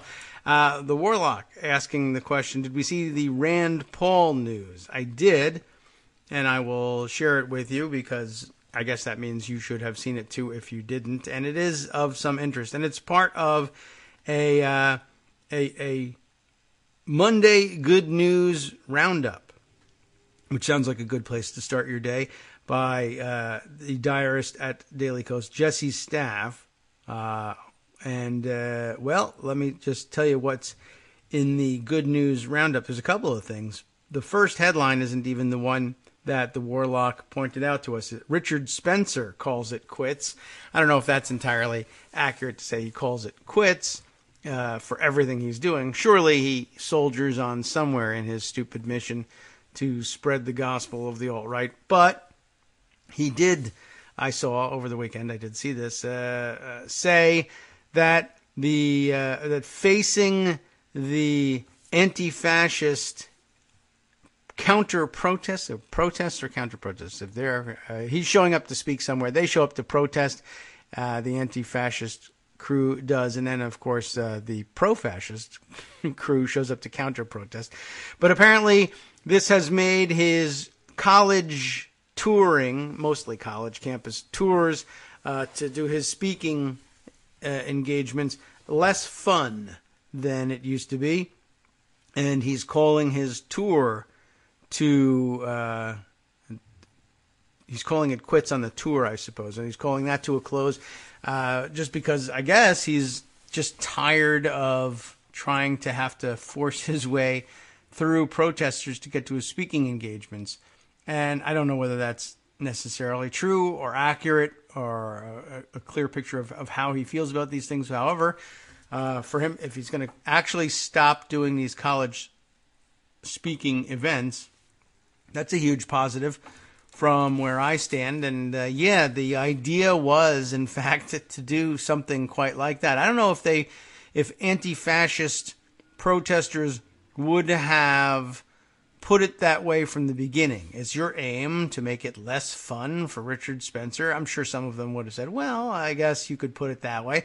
Others would have said, no, our aim is the defeat of the ideology he represents, and that's also true. But a good concrete goal, well, if it is concrete, maybe it isn't. A good concrete goal, I guess, would be make him stop doing the tour, and that's pretty concrete, and that seems to have happened. But it seems like a fair description to say, one of the paths, perhaps, that we might take towards making him stop the college tour is, yes, making it less fun. That's one way of putting it. Of course, making it less safe is another way of putting it, and that's where we get into our opportunity as liberals and Democrats to wring our hands over whether or not this was a good idea because we've made it less safe. But certainly it should be a less safe space for fascists to be able to speak on college campuses. And a lot of them are, in fact, I think, in it for fun. I thought that was really actually kind of an perhaps unintentionally adept way of putting it, to say, let's make being alt-right less fun. There are a lot of people who just were in it for the thrill of being able to say things that they know ordinarily get them in trouble, whether they believed those things or not. They just like to tweak liberals, if that's the way they like to put it. And, we're going to do dumb stuff to own the libs. And they thought it was fun and interesting. Let's dress up in these stupid costumes and show up with shields and clubs and goggles and everything, and show up ready for a street fight. And if we come with 100 of us, the chances that I personally would be assaulted in a way that would endanger my person and I'd have to fight back with my club and shield are pretty low. But there's just sort of an exciting thrill to being part of a large group of people who can scream obscenities at anti-fascist types and get away with it because everybody's afraid to have a 100-on-100 fight, generally speaking, with a few skirmishes on the outskirts. And we'll let the really big skinhead type guys do that sort of skirmishing, and I just get to sit back and vicariously enjoy the fight and say I was part of the movement, if I'm talking to somebody who's particularly interested in, say, the video or still pictures of the fight. And you get to live vicariously through those idiots who are out there for actual confrontation. Well, if it's a lot less fun, if, one, you do in fact end up getting conked over the head by an anti-fascist protester or tear-gassed in the confusion, or perhaps your own mace is grabbed out of your hand and sprayed in your eyes, or you just grow tired of having to worry about your personal safety to get to all of these speaking events, I think that's all fair game. Make it less fun for you? Fine. You and your supporters both will dwindle in numbers, and if it means fewer opportunities for you to say your stupid crap in front of impressionable young minds, or anywhere for that matter, so much the better. So that wasn't really even why we got called over to this article. It was for the Rand Paul news. Rand Paul threatens to filibuster Trump's CIA pick. I'm semi-interested in this, and the semi comes from there's a number of threads behind that, but one of which, to be honest, is Rand Paul. He's just, I don't really feel all that confident in trusting his judgment about anything. It'd be great if this nomination were blocked. Although I did bring up, it doesn't change my mind about whether or not they should block the nomination, but I did bring up that they were hedging heading into the weekend on just how much of what Gina Haspel has been accused of in the newspapers is actually true. You only need a certain percentage of it to actually be true in order for it to be enough to worry very deeply about what it would mean to nominate her as director of the CIA. So, in that sense, I am pleased to have a Republican, even if it is Rand Paul, saying that they would join in a filibuster of anything, really, at this point. But I can't tell you whether or not I certainly haven't seen any whip counts that tell me whether or not that's going to be an effective filibuster. But it's good news in that it presents the opportunity, anyway, for Democrats to jump on that effort and say, well, if you can bring us one Republican vote, if we can hold our caucus together, then we're searching for just one more vote from among Republicans. And with a nomination that's controversial for a job this controversial in an administration this controversial, there's some hope that you might actually be able to pry loose a second Republican vote. The big question, though, is whether or not you can do so without losing any of the Democrats or those who caucus with the Democrats along the way. If you can put together 51 votes against bringing the nomination to a vote, then most likely the nomination quietly goes away as Mitch McConnell discovers that the fight would be fruitless and nothing comes of fighting it out and having the president, for instance, rage in the background and try to swing back one or two of the votes. If they can put it together and the whips find out that there's 51 no's, my guess is McConnell just says this should quietly go away. Gina Haspel should withdraw from consideration and will throw the job back open and ask for another attempt from the Trump White House, although I don't know who they would go to next. Maybe, and at this point, there's very little reason to believe that they wouldn't simply troll us all and try and find somebody who's somehow considerably worse. But it was good to see. It does open up the possibility that the names get shuffled around once again, and I wonder, though, what it's going to take to change the narrative from, Dems in disarray to, I don't know, you have like record turnover happening over here at a White House that can't get anybody in place for any of these jobs, though they are nominating and filling judicial positions at a record clip. That's true, and that can't be ignored and can't be set aside. But all right, well, we'll see how long Rand Paul holds out on these things, too. It's not always clear what Rand Paul means when he says he's going to filibuster something either. He very frequently, of course, tells people he's going to filibuster something, but instead uses all of the post-cloture vote time to make a very long, and sometimes to somebody, I'm sure, very interesting speech, but it either was never a filibuster or has no effect. And so therefore, just ends up on the scrap heap of history, not as a successful filibuster, but as a gigantic waste of time. But yeah, we'll want to keep an eye on that. And does Rand Paul have coattails? No. There, I can answer that one pretty quickly. Warlock's second follow-up question. There is, I would say, literally no one that I would expect Rand Paul to bring along inside the Senate. There are probably Rand Paul fans out there, but they're still few and far between, and I think his father commands people a lot more effectively than he does.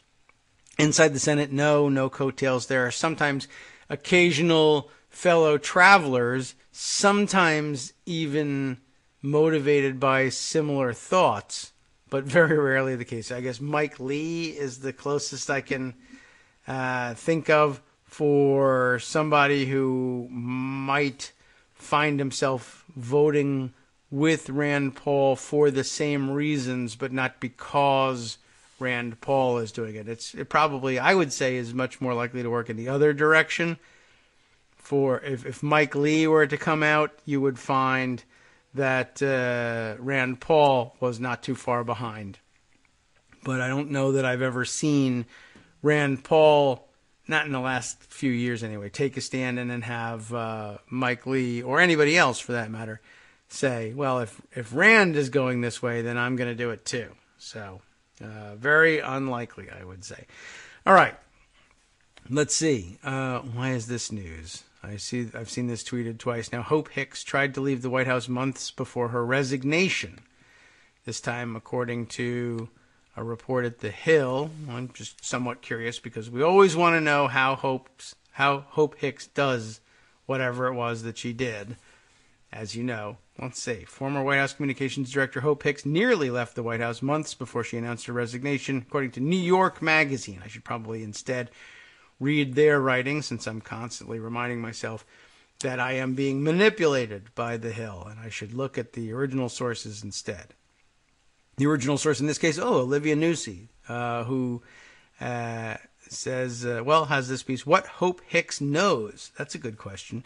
The departure of the Trump whisperer has left the White House in an even deeper chaos, which, by the way, the White House totally denies. Donald Trump insists that he is happy and whistling a happy tune as he goes back to work because he loves the chaos. And I believe that is Maggie Haberman's reporting. So I guess you probably all already know how you feel about that.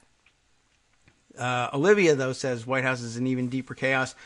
And it says here that surely pleases some outsiders angling to get back in. I don't know. I wonder who that might be. But this is an awfully long piece here.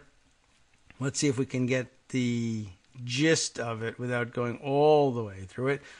Probably not. New York Magazine tends to have these lavish narratives that you can't necessarily get all the gist of that well from just the lead. On the morning of Wednesday, February 28th, Hope Hicks arrived at the White House just after 8 a.m. Within a week, it would be snowing in Washington, D.C., but she was dressed for spring in a bouquet of purple, yellow, and blue, as if willing the end of winter with her miniskirt. I'm stopping here. I'm sorry, Olivia. I'm sure, like I said, it's a lavish narrative, but in this case, maybe now I'm starting to think that maybe The Hill has it right, and I should go over to their report. It's beautiful writing. I don't have the time for it today or maybe ever. Julia Manchester at The Hill has, I'm sure, a more succinct take on what was said in New York Magazine. Hicks reportedly told President Trump's daughter Ivanka Trump and her husband Jared Kushner that she was unhappy in her role in August of last year. The Kushners told Hicks she should wait for then incoming Chief of Staff John Kelly to change the order of the West Wing. I bet they didn't know how that was going to come out, did they? The Kushners told Hicks that she should wait for John Kelly to shake things up. Hicks reportedly seriously considered stepping down a second time in December and ended up signing a 6-month lease at the cost of inflation for her apartment when her lease came up for renewal. That seems like an unnecessary detail beyond the fact that she just did it for 6 months. She reportedly went over a series of scenarios of her stepping down and how they would play in the press in her notebook. Hicks figured if she stepped down immediately, her departure would be the top bad news story for the administration for the winter. Well, I can't imagine having a better conceit of yourself than that. She also took her role into federal and congressional probes into alleged ties between the Trump campaign and the Russian election meddling. Hicks resigned from the White House last month after being by the president's side since the dawn of the presidential campaign. The dawn, my goodness. I don't know if I would call it the dawn of anything. But okay, there are no words to adequately express my gratitude to President Trump, yada, yada.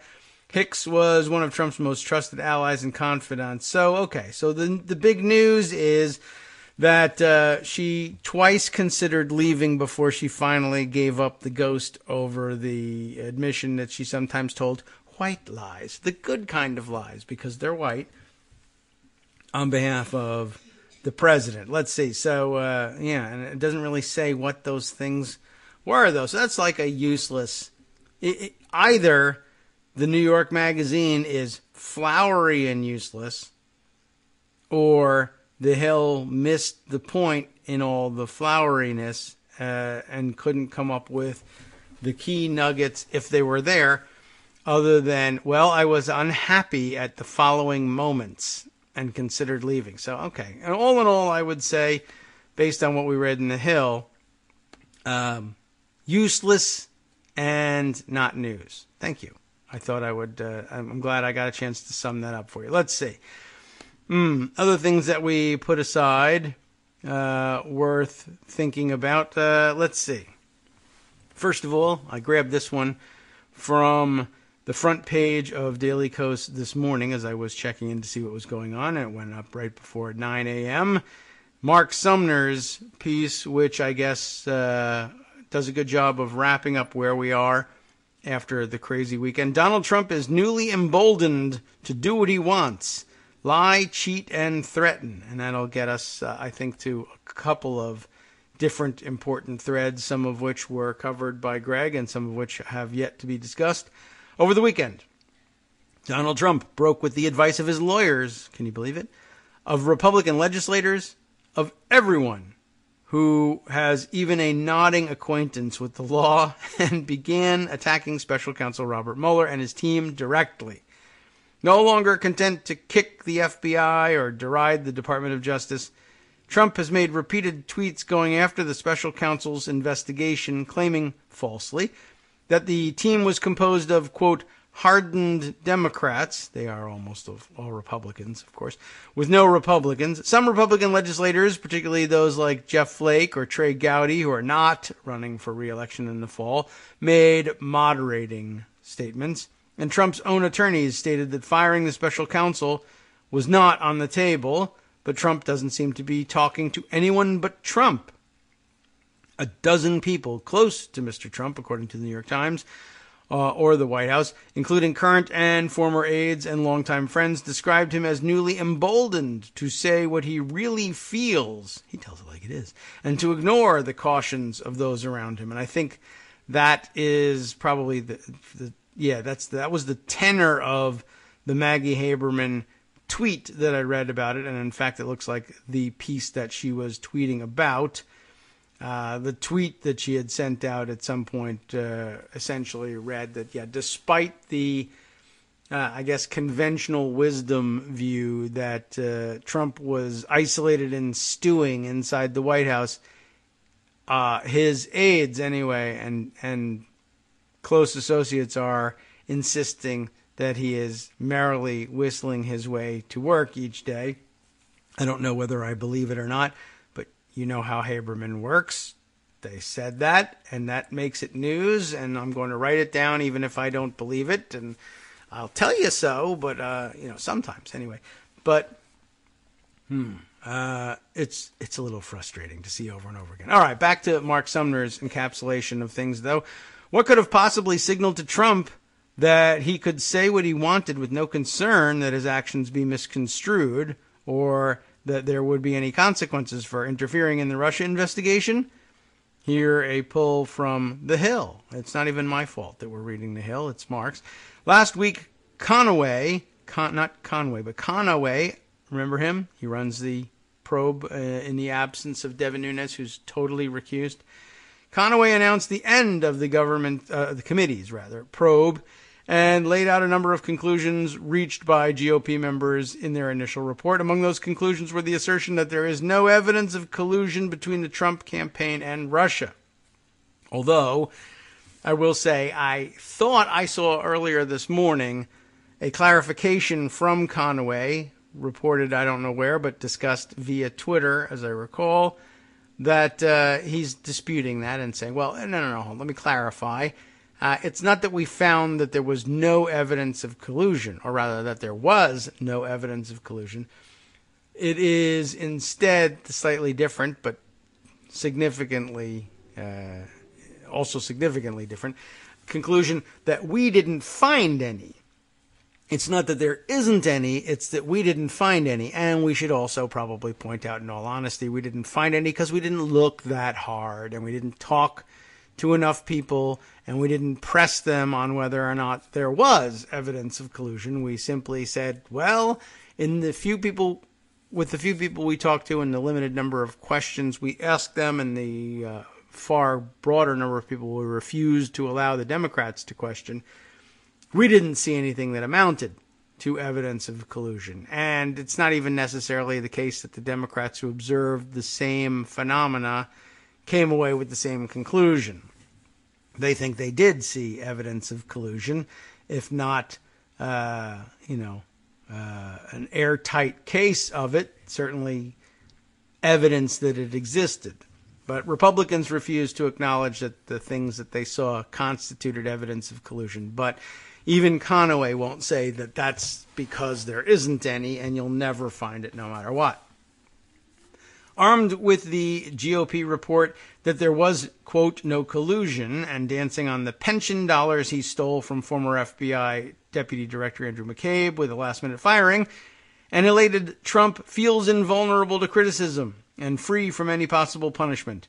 Buoyed by his newfound freedom, Trump has openly bragged about lying to the Canadian Prime Minister, we did discuss that, attacked his perceived opponents with fresh quantities of spite and venom, and tossed around suggestions of expanding the death penalty. Yes, that's apparently part of his big and long-awaited, maybe, sort of, kind of, opioid crisis report or attack plan. Basically, they figure, well, we will just tell everybody that they really should not be using opioids and then execute anybody who still is. And that's a pretty good solution. That'll work wonders, I'm sure. I think that's what the coal miners wanted. Anyway, he hasn't yet gotten around to suggesting the death penalties for his opponents, Mark says, but give him time. On the Sunday talk circuit, Republican lawmakers made cautious entreaties to Trump, because that's where they think they should go in order to get his ear, that he should not break with the last illusion of due process by firing Robert Mueller. It was enough that Paul Ryan was willing to stand up and have someone else read from a paper. Ashley Strong, a spokeswoman for House Speaker Paul Ryan, issued a statement on Sunday when asked for a reaction to the president's attacks on the Mueller probe. As the speaker has always said, Mr. Mueller and his team should be able to do their job, Strong said. Well, that's putting it mildly. Note that not only was the statement so soft as to be meaningless, Ryan was still afraid to even read the note himself. But while Trump may feel emboldened to talk about his disdain for the truth, the biggest lie floating around Washington over the weekend wasn't the one that came from Trump's thin lips. It wasn't even the idea that Republicans would suddenly wake up and respond should Trump dismiss Robert Mueller. The biggest lie was the widely broadcast idea that Trump would be overstepping the bounds of propriety only if he actually fires Mueller. The truth is that every word Trump says or tweets concerning the investigation is an overstep, and that's a good point. I think we all knew it inherently, but it's worth saying at this point. Trump does not have to fire someone to be engaged in obstruction. His public and private statements place tremendous pressure on Republicans in Congress and on officials in the FBI and the Department of Justice. If Trump had never spoken out and Andrew McCabe had been fired following the issuance of the Inspector General's report, there would have still been some level of concern. But the reason that the firing of Andrew McCabe, who no Democrat has a reason to embrace, generated such a firestorm was simply that Trump had attacked him over and over and over. The result is that it's impossible to separate the firing of McCabe from the idea that Trump wanted him fired. That pressure was bound to permeate down to Attorney General Jefferson Sessions, down to, slash up to, but I guess down from Trump. And no matter how independent he is supposed to be, the pressure from Trump also had to impact the FBI's inspector general. No matter what his attorney says, or what incredibly weak statement Paul Ryan has someone else whisper, Trump's attacks on Mueller were clearly intended to be a warm-up to firing the special counsel. In the meantime, every single statement that Trump makes to demean the investigation only adds weight to charges of obstruction and interference. And that's pretty much it. We've got a little bit more here, by the way. Donald Trump's 1968. What was going on in Donald Trump's 1968? Of course, his draft dodging.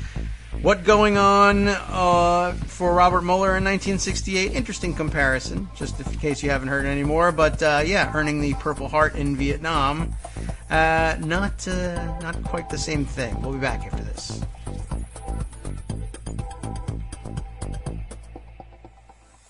Hi everybody, it's me, David. Let's change things up from the old fundraising pitch for just a minute and talk instead about how you can be a part of our show. If you've got a smartphone or any other electronic recording device, why not sit down and record a segment for us? Read us an important article and give us your take. Read one of your own original essays, or even just give us your commentary on something you'd like to share that's important to you. Then send the file to me at kagrox@gmail.com and I'll try and work it into the show. Short segments, a few minutes in length, are easiest to fit in. And of course, I can't always guarantee that I'll be able to play everything, but if you've ever shouted at your radio or TV about something you wish was being covered, here's your chance to change that. Make the show your own. Send your submissions to me at kagrox@gmail.com.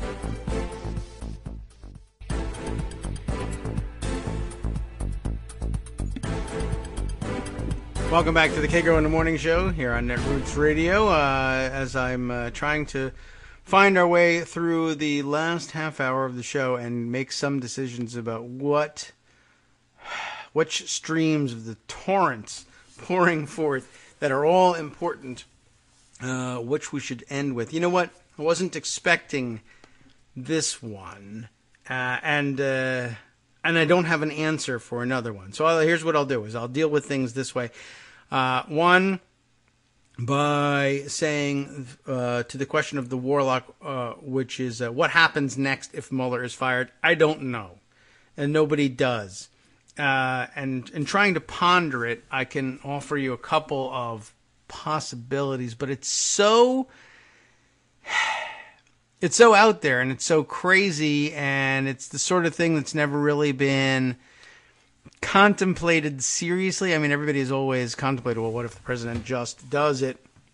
But because no president has ever just done it, and everybody thought that traditional political constraints would be enough for every president not to just go ahead and fire a special counsel that was investigating them. Nobody ever really thought through what to do next outside of, well, I mean, activists say, well, we'll take to the streets. There are thus and such many number of people who have signed petitions that say if Mueller is fired, they pledge to march in the streets the next day. But I don't know that does anything. I mean, it doesn't do anything by itself, although it does, curiously enough, perhaps, I mean, if there really were enough people in enough places that it would be so thoroughly disruptive to business as usual that you couldn't help but take notice of it, it would ironically perhaps fulfill the, not particularly insightful theory attributed in one of the articles that Greg read us, attributed to Andrew Breitbart, that politics flows downstream from culture. If there were essentially a cultural, can't say cultural revolution. That's too fraught with meaning. But if there were some sort of sweeping cultural demonstration of just of shock and dismay over the firing, that might perhaps motivate Congress to do, I don't know what. For one thing, we don't know exactly what they could do and what they might decide was and wasn't available to them. It's very difficult to know what happens. I mean, because it's never been done. I mean, physically, basically, one good question: what would happen if Mueller is filed? Like, does somebody come and padlock the door of the special counsel's office? Here's my way of thinking about it. Suppose he's fired. Several ways to react to that. One, and I assume this is the one that Mueller would opt for, would be to say, well, my whole point is that we need to stick to norms of behavior and principles of the rule of law, and I do now consider myself to be fired, and I will not show up at the office, I guess, presumably on the following day. But then there's another possibility as well, which would be, no, I'm not, and I continue to show up at work. And I mean, part of me would actually kind of love to see this, because it would be, I don't know, exciting, intriguing, and who would do what. And of course, it would bring things to a head in the constitutional crisis rather more quickly than anyone was anticipating. But suppose the president says, I direct the attorney general to fire you. The attorney general does, in fact, issue that directive that the special counsel is fired, and the special counsel says, nuh-uh, I'm not, and shows up to get into the building, wherever it is, the next day. Are federal marshals, U.S. marshals there to stop him? Are FBI agents dispatched to stop him? Is anybody dispatched to stop him? Or do they simply say, but you're not, and we sputter in disbelief?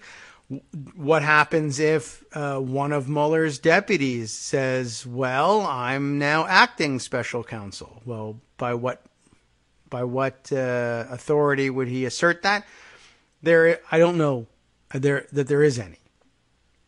And I doubt very much whether there is any sort of, I don't know, is there any sort of provision for succession of a special counsel in the authorizing statute? I doubt it. But, well, here's a clarifying question from the Warlock. What happens, the question is, I'm asking, what happens after the Mueller investigation is stopped? Well, I don't know. One, again, I don't know that they can stop it. I mean, they can. They're supposed to be able to stop it. But, two, I'm not certain that it does, and I'm not certain that it couldn't just become the investigation of one of his deputies. I'm not certain that it couldn't be continued ordinarily I would say it could be continued in Congress, but of course this Congress is dominated by Republicans. They're not going to opt to pick it up. I suppose it's possible that things could be called to a halt and frozen exactly where they are, and whatever materials the Mueller team had been compiling at that point are forwarded to Congress for their consideration, or to the Attorney General for their consideration. I don't really know. Trump will Trump will almost certainly just keep firing everybody. It's a question of whether or not they say, I don't care what you say, I'm not fired. In which case, what do you do with? I mean, what would you do if it was Trump? Like, suppose if Donald Trump, I don't know why anybody would think he would be a special counsel or investigator or attorney general or whatever, and the president fires him. What do you think Donald Trump would do if he's in the other person's shoes here? There's a pretty good chance that he would say, I'm not fired. That's fake news that I'm fired. And then what do you do?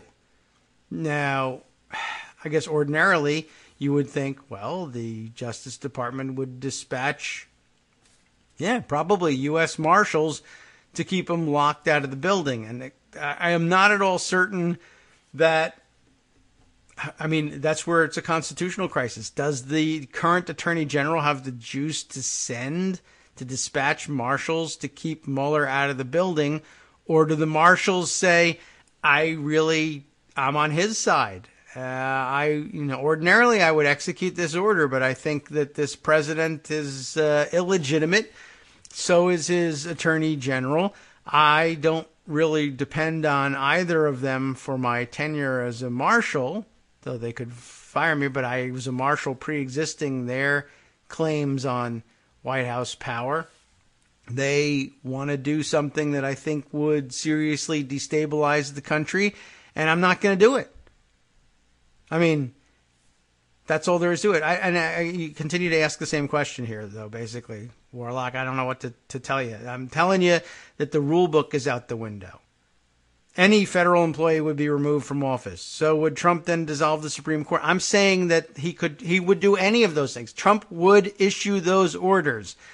I'm saying it's not at all clear that anybody says that that's an order that they need to pay attention to.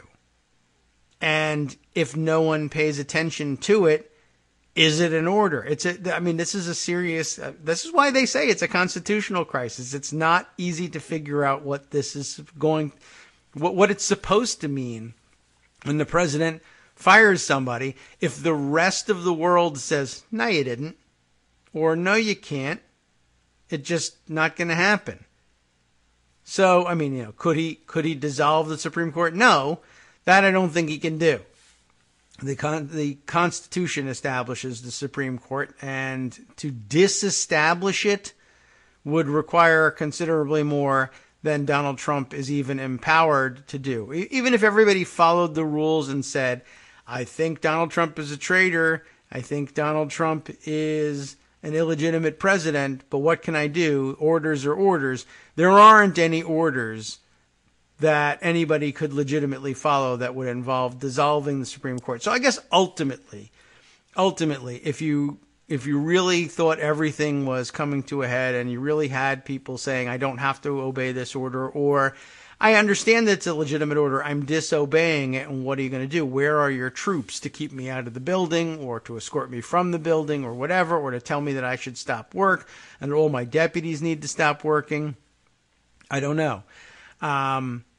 I guess ultimately, if you believe that would end up at the Supreme Court and that the Supreme Court would agree to hear the case, there still would be no mechanism for Donald Trump to say, no, you're not the Supreme Court, I fire you all. Supreme Court, of course, appointed for life. I don't know if they would decide in his favor or not. He might have no choice but to let it ride and see what the court decided on his case.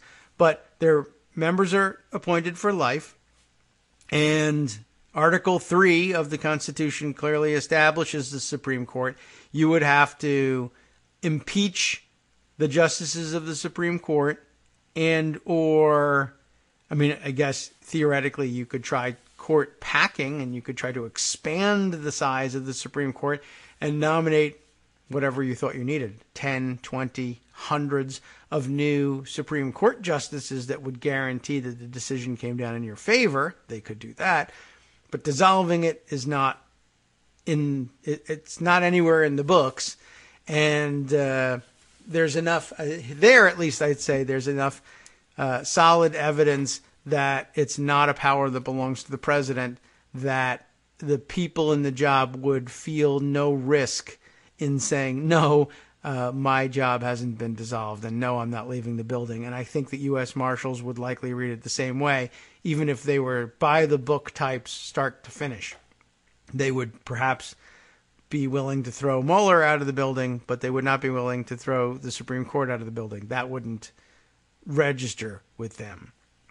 And I guess in all of it, I should say, I would guess, if I had to come down on one side or another, I would say the most likely outcome of what do, say, the U.S. Marshals do in these situations is, if the order is fire Mueller and keep him from the building, most likely Marshals keep him out of the building. They would agree to that. Whether it extends beyond that to keeping all of his deputies out of the building, the entire team is terminated, that's a question mark. I guess that falls to statutory interpretation. I don't know what the special counsel authorizing statute says about the rest of the team and about the dissolution of the investigation, if anything. And it may say nothing on the assumption that the firing would be effective, and that is really all people would need to know. If the special counsel were effectively fired, the drafters of the authorizing statute might rightly, at the time, have thought that would very clearly mark the end of the investigation, because what else could it mean? But should a deputy interpret the absence of instruction, perhaps, to mean that, let's say, the administrative law acts prevail here, that administrative law is, at that point, in the absence of any instruction, the proper source for direction of what to do for succeeding a special counsel whose investigation is underway? What happens, for instance, I don't know, I'm sure that some of this is in the authorizing statute, but like, what happens if the special counsel dies in the middle of the investigation? Does that close the investigation? I'm probably given that Putin is murdering everybody left and right, I probably shouldn't even discuss this possibility. But there's open questions about this, and I wouldn't be terribly surprised to find out, for instance, that some clever lawyer somewhere says, well, because no one ever contemplated succession of the special counsel and just assumed that a fired special counsel was an investigation terminated. In other words, no one ever really thought through the possibility that some obscure provision of administrative law, argued whether or not it was accepted by the courts, would be an open question. But what if administrative law argued that the default everywhere else in the government is that a deputy steps up and takes over? And although the authorizing statute didn't make it clear which deputy, or even necessarily overtly give the special counsel power to designate such a deputy, the courts might step in and do it if the alternative was that literally everybody is dissatisfied with this outcome, and at the point where we might find, that the outcome is driven more by how many of our law enforcement personnel, marshals in this case, do we think might go rogue here.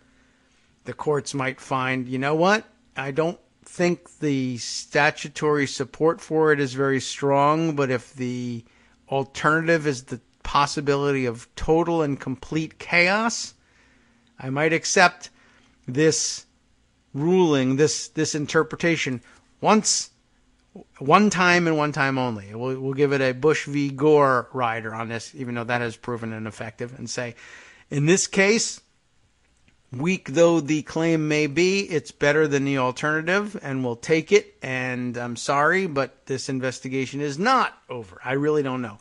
It's very difficult to predict what happens when there are no rules, and when we get to a place where there are no rules because everyone was willing to push their way through the rules that existed or that they thought existed up to that point. So it's, that's what makes it a crisis. I suppose we could and should spend some time, whether today or tomorrow, combing through the writing on the question of constitutional crises, although, as I recall, the article that Greg suggested made it sound, anyway, like there wasn't much to be gleaned from Ben Whitty's writing on the question of constitutional crisis. He was simply saying, well, are we having a constitutional crisis? Well, we could be, or we might not be. I'm not sure which. That's not a very exciting conclusion. But perhaps we'll take a look at that article off the air and see if it answers any of these questions. The other thing that caught my attention very quickly, another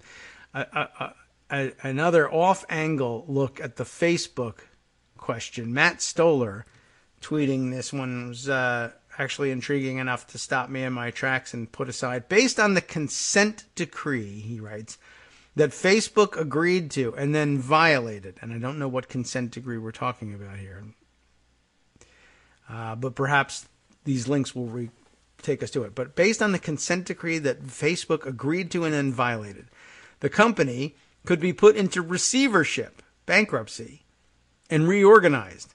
This could be a good idea with the bankruptcy court spinning off component parts. Railroads often went broke. I don't know if that's a great comparison necessarily for Facebook, but he's responding to a tweet from Hal Singer. Hal Singer, a principal at Economists Incorporated and a contributor at Forbes. And he tweets 50 million violations at $40K per violation. And I guess this leads us to where the consent decree lies in the body of all those. 50 million violations. He's talking about the data breach that they refuse to acknowledge as a breach. But the data on the 50 million users. Apparently, I don't know whether it's is it a matter of law or is it part of this consent decree that Matt's talking about here, that there would be a $40,000 fine, I guess, per violation of users' privacy rights, whatever that might be. If whatever this agreement is were held valid and they were fined at the appropriate level for each of the 50 million users whose data was misappropriated, that would equal $2 trillion worth of exposure for Facebook, which may have something to do with the way it's performing on the stock market today. Let's see, where does this chain lead to? It is hashtagged, Hal Singer's tweet, hashtagged, a very long hashtag, deficit reduction via privacy enforcement. I guess the government gets to levy those fines and $2 trillion comes in. That would be pretty effective in deficit reduction, I think. Now, this tweet from Hal Singer references a tweet by Chris Hoofnagel, who identifies in his profile here as a teacher about, I teach about the cyber and regulation of technology at UC Berkeley and am author of FTC Privacy Law and Policy, Federal Trade Commission, Privacy Law and Policy, I assume. Chris tweets this. Rich said the consent decree, who's Rich? I don't know. There's another link here. We'll follow that one back. Rich said the consent decree specifically prohibited deceptive statements, required users to affirmatively agree to the sharing of their data with outside parties, and required that Facebook report any unauthorized access to data to the FTC. Well, that is important in light of the reports that they did not report any this particular unauthorized access to data to anyone at all until right now. And it is linked here to a Washington Post piece. The Washington Post piece being, that very report that we were reading today. Facebook may have violated, this is a different one, may have violated FTC privacy deal, say former federal officials. Okay, so this is a different thread that we're pulling away at here than we've read today. So maybe this is a fruitful way of finishing things up. A piece by Craig Timberg and Tony Romm, R-O-M-M, perhaps Rome, but Rom is what I'm saying.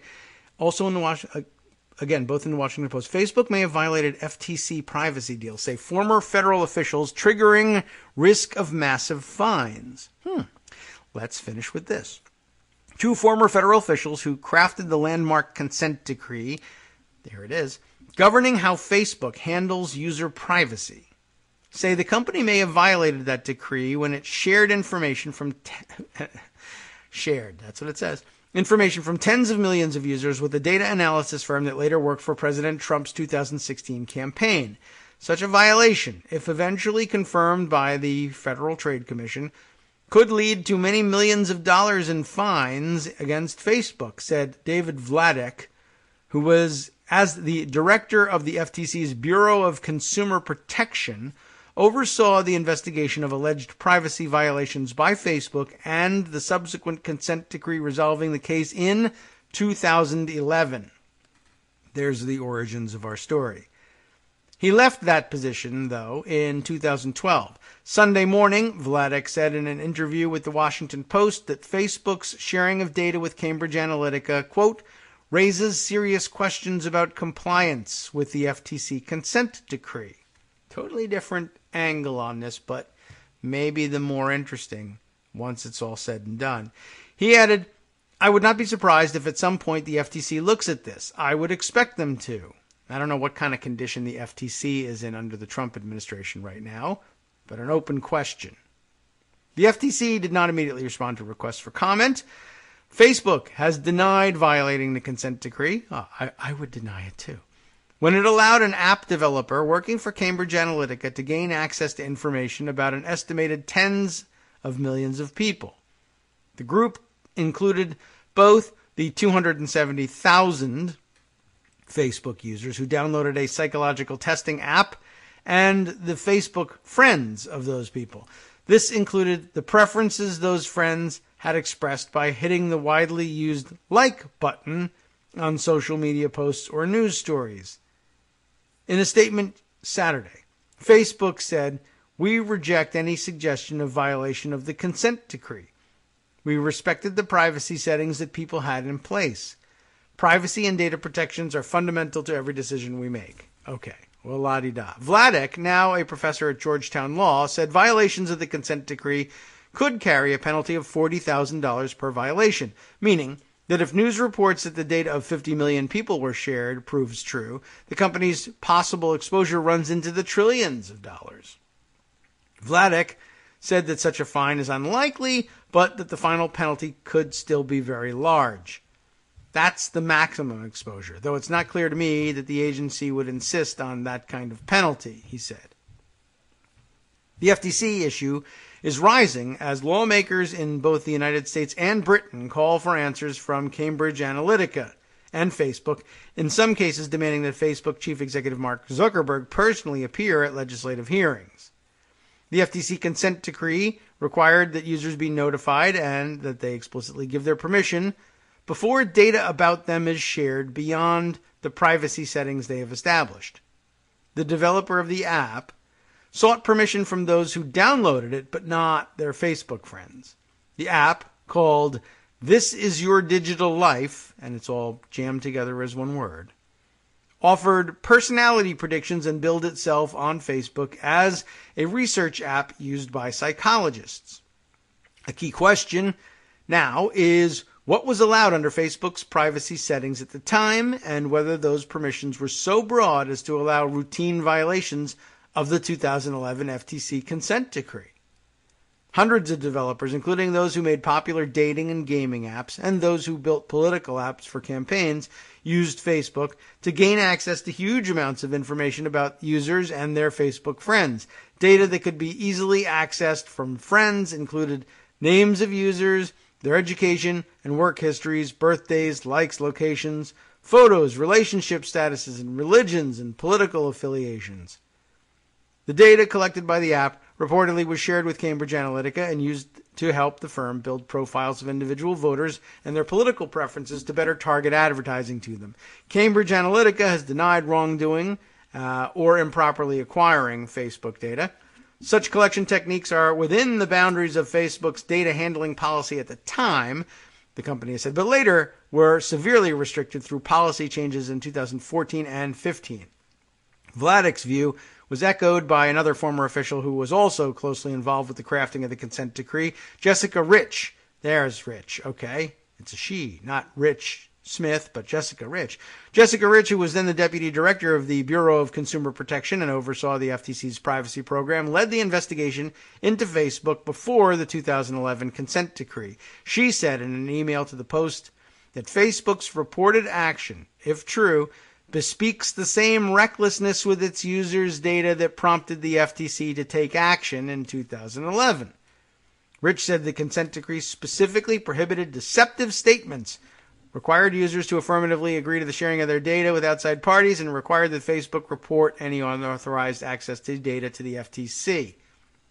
All of which, perhaps, could have been violated. Depending on how all the facts shake out, Facebook's actions could violate any or all of these provisions to the tune of many millions of dollars in penalties. They could also constitute violations of both U.S. law and EU laws, wrote Rich, who is Vice President for Advocacy at Consumer Reports. Facebook can look forward to multiple investigations and potentially a whole lot of liability here. So banning the Cambridge Analytica guys from Facebook, not likely to simply wrap things up in any easy way here. But obviously they're trying to do anything that they can to put some distance between them and Cambridge Analytica and all of its parent companies and offshoots, et cetera, et cetera. Yeah, that is really interesting. And I guess combined with all that we do know about Mueller and the way he operates, that would appear to me to be the sort of place where he would be able to apply some pretty serious leverage and say, you're looking possibly, if he can get the cooperation of the FTC, at possibly, he might not even need that to do this, trillions of dollars in fines. Now, probably their lawyers would say nobody would ever allow us, the United States government, to put Facebook out of business simply because of this. But Matt Stoller makes a good point. They could be put in receivership. You could essentially lose control of your $10 bazillion baby here to who knows who, unless you roll on Cambridge Analytica. Doesn't that sound like a more attractive option than losing control of your cash cow? It does, in fact, and I would not be surprised to see that be the leverage point. Very interesting. I'm glad we found this little thread to pull at here. Helps us give meaning to a day that was otherwise somewhat meandering, but I hope we'll become more focused when you stay tuned for Justice's program next. From Daily Kos Radio on networksradio.com. You have been listening to the Kagro in the Morning Show with David Waldman. More about Rand Paul possibly filibustering Mike Pompeo and Gina Haspel. But how many times have we heard that before? That's what Justice asks. What else have we got? A Walmart worker tips police to an arms cache and bomb-making materials collected by a Cornell University student. And man, I can't even tell you how much more Justice has for you next. Stay tuned.